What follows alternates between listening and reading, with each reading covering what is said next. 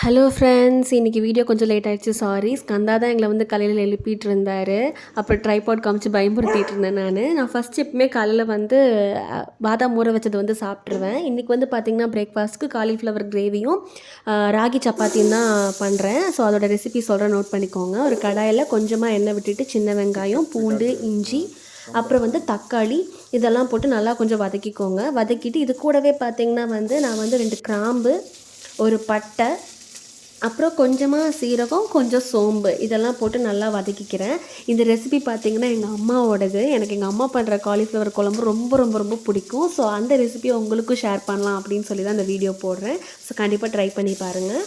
அதுக்கப்புறம் பார்த்திங்கன்னா வந்து இந்த கிரேவிக்கு போடுறதுக்கு தனியாக நான் வந்து கொஞ்சம் பெரிய வெங்காயம் வந்து நறுக்கி வச்சுக்கிட்டேன். அப்புறம் வதங்கின இந்த பாத்திரத்தை தனியாக இந்த பக்கம் வச்சுக்கிட்டு சப்பாத்தி போடலாம் அப்படின்னு சொல்லி தோசைக்கல் வச்சுக்கிட்டேன். சப்பாத்திக்கு பார்த்திங்கன்னா வந்து ராகி மாவு, கொஞ்சம் கோதுமை மாவு, உப்பு, தண்ணி, எண்ணெய் இதெல்லாம் போட்டு ஏற்கனவே பிணைஞ்சு வச்சுட்டேன். இதை நல்லா தேய்ச்சிட்டு தோசைக்கல்ல போட்டு சுட்டு எடுத்துக்கிட்டேன். அப்புறம் நிறையாவே மாவு இருந்துச்சு. ஸோ எனக்கு மட்டும் அளவாக ஒரு 3 சப்பாத்தி காலையிலக்கு போட்டுட்டு பேலன்ஸ் மாவை வந்து நான் ஃப்ரிட்ஜில் எடுத்து வச்சுக்கிட்டேன். ஸோ நைட்டு வந்து கொஞ்சம் ஈஸியாக இருக்குமே, கிரேவியும் எப்படி இருக்கும், ஸோ சப்பாத்தியே போட்டுக்கலாம் அப்படின்னு சொல்லி தான் அதை நான் பண்ணிட்டேன். ஸோ ஆல்ரெடி வதக்கி வச்சது தான் என்ன பண்ணணுன்னு பார்த்தீங்கன்னா வந்து ஒரு மிக்ஸி ஜாரில் போட்டு நல்ல ஃபைன் பேஸ்ட்டாக வந்து அரைச்சி எடுத்துக்கோங்க.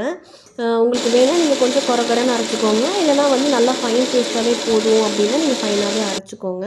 அதுக்கப்புறம் ஒரு கடாயை வச்சுட்டு ஆயில், நான் கிரவுண்ட்நட் ஆயில் தான் யூஸ் பண்ணியிருக்கேன், போட்டுட்டு கொஞ்சமாக வந்து கடுகு, அது கூடவே வந்து கொஞ்சம் கருவேப்பிலை, இது ரெண்டையும் போட்டுருங்க. போட்டுட்டு நறுக்கி வச்சுருக்க பெரிய வெங்காயத்தையும் அது கூட ஆட் பண்ணிக்கோங்க. ஆட் பண்ணிவிட்டு கொஞ்சம் நல்லா வதக்கிக்கோங்க. வதக்கினதுக்கப்புறம் வந்து இது கூடவே பார்த்திங்கன்னா கொஞ்சமாக வந்து மஞ்சள் தூள், அப்புறம் வந்து கொஞ்சம் வந்து மிளகாய் தூள், அப்புறம் வந்து மல்லித்தூள், அப்புறம் வந்து கொஞ்சம் எனக்கு வந்து பெப்பர் ரொம்ப பிடிக்கும். ஸோ பெப்பர் கொஞ்சமாக அந்த காரத்துக்காக அப்படியே பெப்பர் கொஞ்சம் லைட்டாக ஒரு பிஞ்ச் வந்து ஆட் பண்ணிக்கிட்டேன்.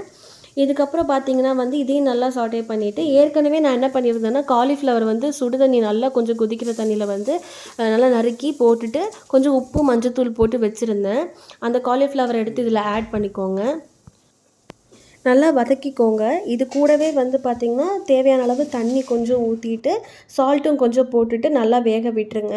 அப்புறம் கொஞ்சம் நேரம் கழித்து எடுத்து நல்லா ஓரளவுக்கு வெந்ததுக்கப்புறம் இந்த பேஸ்ட்டை ஆட் பண்ணிவிட்டு வேணுங்கிற அளவுக்கு தண்ணி, கெட்டியாக வேணும்னா தண்ணி கம்மியாக ஊற்றிக்கோங்க, நிறையா வேணும் குழம்பு நிறையா வேணும் அப்படின்னு நினச்சிங்கன்னா வந்து தண்ணி நிறையா ஊற்றிக்கோங்க. இது கூட ஹோல் ஸ்பைசஸ் பவுடர் இது தனியாக நான் ரெசிபி போடுறேன், அதையும் ஆட் பண்ணிவிட்டு நல்லா கொதிக்க விட்டிங்கன்னா காலிஃப்ளவர் நல்லா வெந்ததுக்கப்புறம் வந்து கொத்தமல்லி தூவி இறக்கிடுங்க. அது கூடவே சப்பாத்தி கூட இந்த கிரேவியை வச்சு சாப்பிட்டு பாருங்கள், ரொம்பவே சூப்பராக இருக்கும். ஃபர்ஸ்ட் டைம் நான் ட்ரை பண்ணுறேன் இந்த ராகி சப்பாத்தி. ஸோ நீங்கள் இது ட்ரை பண்ணி பார்த்துட்டு எப்படி இருக்குன்னு கமெண்ட்டில் சொல்லுங்கள். வேறு எந்த மாதிரி வீடியோ வேணும்னு கமெண்ட் பண்ணுங்கள். இந்த வீடியோவை லைக், ஷேர், கமெண்ட் பண்ணிடுங்க. சேனலை சப்ஸ்கிரைப் பண்ணிக்கோங்க. டாடா, பாய்.